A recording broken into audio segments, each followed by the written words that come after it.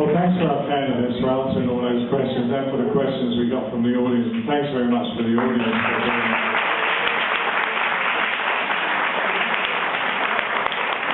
It's really been a great audience tonight. And now I'm going to ask each of the candidates to give a 2-minute closing statement.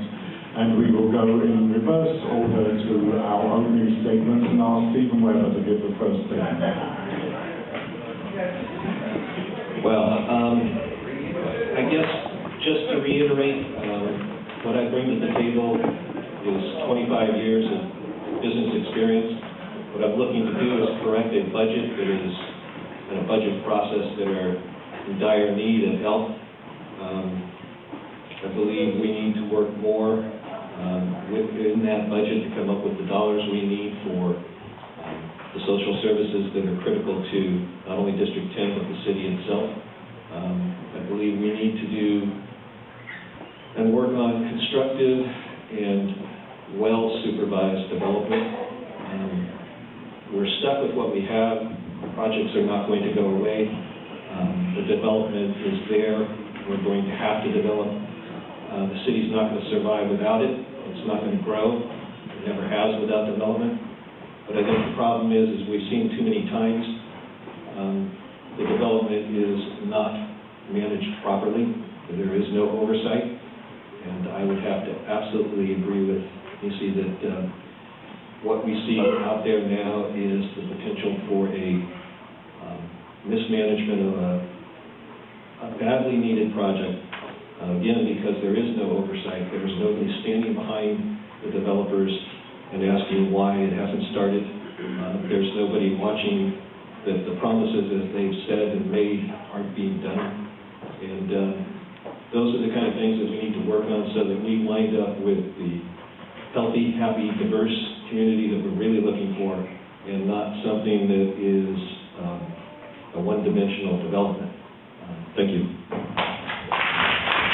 Thank you, Stephen. And now, Lynette Sweet's 2-minute closing statement.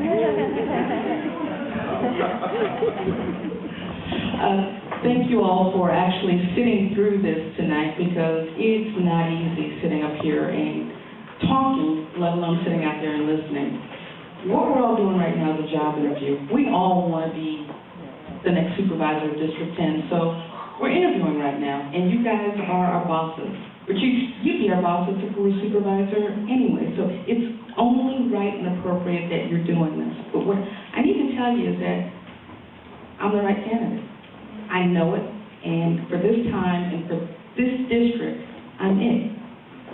Not only am I a lifelong resident, not only do I understand the issues, not only am I a proven leader, not only am I a good fiscal manager, I'm committed to being here in this district and doing this job. It's only right that we get somebody who is not looking to do anything other than this job. I'm not looking at it as a stepping stone to something else. I'm not looking at it as an ego boost. I'm looking at it as something that needs to be done. This community, this district cannot suffer through any more of what it's gone through. I am a proponent of the shipyard development, not just because it's the right thing to do, but because it will give a community what it needs to get out of the dire straits that it's in. So I'm there, and I want to see it happen. We've all talked about creating this new middle class. Well, I do want to create this new middle class of the people who are already there. I'm not looking to move anyone out. I'm not looking to see fill them on steroids, because it's not going to happen that way. Not if you have somebody who is committed to making sure that that doesn't happen. And that is me.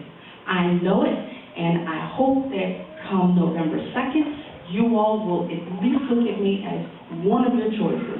Thank you. Thank you very much.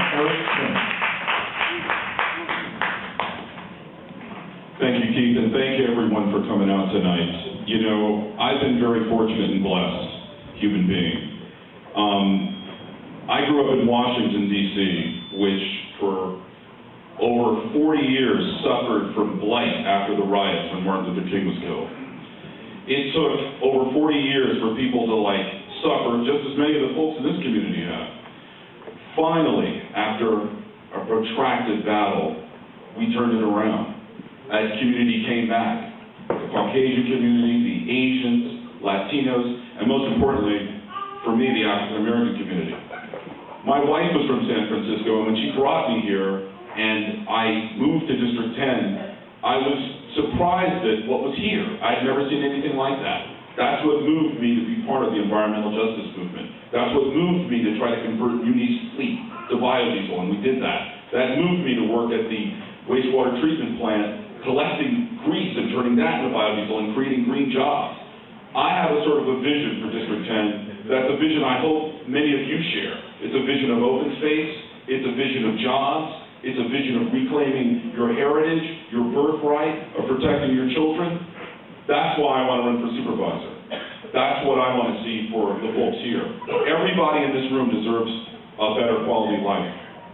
And this is, to me, the most beautiful and best district in San Francisco, and that's why I want to be supervisor.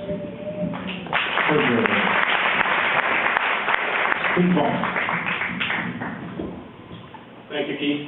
Thank you, fellow candidates. Thank you, audience, for being so patient. I think when I go around and I listen to candidates and I talk to people in the community, we all kind of agree on the problems. There's not a lot of dispute that we want better schools or less crime. Where we get stuck, it seems, is on the solutions. Not just on the solutions, but I read an LA Times article once that said that San Francisco politics is defined by who won't return whose phone call. Simple as that. We're not talking to each other. But when you look around at the community level, even though sometimes we get annoyed at one another, I see solutions everywhere that are actually happening. Go to McKinley Park, it's looking better than it ever did. There's community gardens growing everywhere. Even in the remotest parts of the district that you've never been, you'll find a community garden. And according to the Potrero review, PTAs across the city raised $5 million for school children this year. $5 million. They did that by themselves. They stood up and did it. So, there are solutions everywhere, and when we walk around our community, we see solutions everywhere. And you kind of wonder, why isn't that solution happening?